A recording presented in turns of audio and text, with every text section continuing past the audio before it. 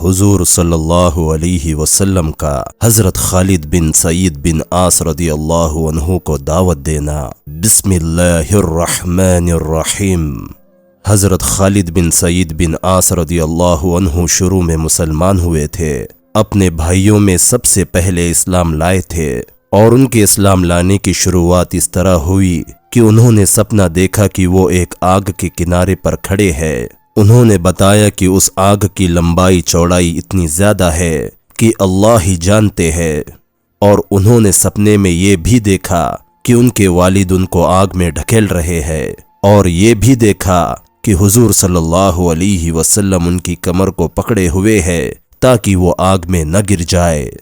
وہ گھبرا کر نیند سے اٹھے اور کہنے لگے کہ میں اللہ کی قسم کھا کر کہتا ہوں یہ بالکل سچا خواب ہے۔ اس کے بعد ان کی حضرت ابو بکر رضی اللہ عنہ سے ملاقات ہوئی اور ان کو اپنا خواب سنایا۔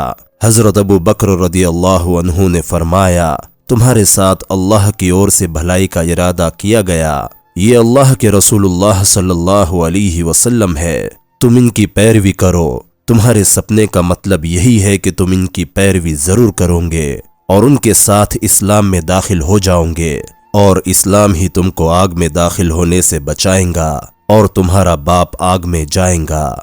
حضور صلی اللہ علیہ وسلم اجیاد محلے میں تشریف رکھتے تھے۔ حضرت خالد نے وہاں آپ کی خدمت میں حاضر ہو کر عرض کیا، اے محمد، آپ کس چیز کی دعوت دیتے ہیں؟ آپ نے فرمایا، میں تم کو ایک اللہ کی دعوت دیتا ہوں جس کا کوئی شریک نہیں ہے، اور اس بات کی دعوت دیتا ہوں کہ محمد اللہ کے بندے اور رسول ہے۔ ان پتھروں کی عبادت چھوڑ دو جو نہ سنتے ہیں اور نہ دیکھتے ہیں، اور نہ نقصان پہنچا سکتے ہیں اور نہ نفع، اور نہ یہ جانتے ہیں کہ کون ان کی پوجا کرتا ہے اور کون نہیں کرتا ہے۔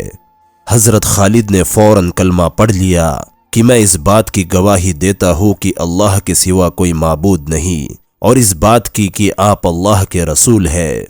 ان کے اسلام لانے سے حضور صلی اللہ علیہ وسلم کو بہت خوشی ہوئی۔ اس کے بعد حضرت خالد اپنے گھر سے غائب ہو گئے، اور ان کے والد کو ان کے مسلمان ہونے کا پتہ چل گیا۔ اس نے ان کی کھوج میں آدمی بھیجے جو ان کو ان کے والد کے پاس واپس لے کر آئے۔ والد نے ان کو خوب ڈانٹا، اور جو کوڑا اس کے ہاتھ میں تھا اس سے ان کی اتنی پٹائی کی کہ وہ کوڑا ان کے سر پر توڑ دیا، اور کہا کہ اللہ کی قسم میں تمہارا کھانا پینا بند کر دوں گا۔ تو اس پر حضرت خالد رضی اللہ عنہ نے کہا، اگر تم بند کر دو گے تو اللہ مجھے ضرور اتنی روزی دے دیں گے جس سے میں اپنی زندگی گزار لوں گا۔ یہ کہہ کر حضور صلی اللہ علیہ وسلم کے پاس چلے آئے۔ حضور صلی اللہ علیہ وسلم ان کا ہر طرح سے خیال رکھتے، اور یہ حضور صلی اللہ علیہ وسلم کے ساتھ ہی رہتے۔ دوسری روایت میں یہ مضمون ہے کہ ان کے والد نے ان کی کھوج میں اپنے غلام رافع اور اپنے بیٹے کو بھیجا جو ابھی تک مسلمان نہیں ہوئے تھے۔ انہوں نے ان کو کھوج لیا اور ان کو ان کے والد ابو احیحہ کے پاس لے آئے۔ ان کے والد نے ان کو خوب ڈانٹا اور جھڑکا۔ اس کے ہاتھ میں ایک کمچی تھی جس سے ان کو اتنا مارا کہ وہ کمچی ان کے سر پر ٹوٹ گئی۔ پھر کہنے لگا، تم محمد کے پیچھے لگ گئے ہو، حالانکہ تمہیں معلوم ہے کہ وہ اپنی قوم کی مخالفت کر رہے ہیں، اور اپنی قوم کے خداؤں میں اور ان کے باپ دادے جو جا چکے ہیں ان میں عیب نکال رہے ہیں۔ حضرت خالد نے کہا، اللہ کی قسم وہ سچ کہتے ہیں، اور میں نے ان کی پیروی کر لی ہے۔ اس پر ان کے والد ابو احیحہ کو بڑا غصہ آیا، اور ان کو بہت برا بھلا کہا اور گالیاں دی، اور کہا کہ او کمینے، جہاں تیرا دل چاہتا ہے چلا جا، اللہ کی قسم میں تیرا کھانا پینا بند کر دوں گا۔ تو حضرت خالد نے کہا، اگر تم بند کر دو گے تو اللہ مجھے اتنی روزی ضرور دیں گے جس سے میں گزارا کر لوں گا۔ اس پر ان کے والد نے ان کو گھر سے نکال دیا اور اپنے بیٹوں سے کہا کہ تم میں سے کوئی اس سے بات نہ کرے، ورنہ میں اس کے ساتھ وہی معاملہ کروں گا جو میں نے اس کے ساتھ کیا ہے۔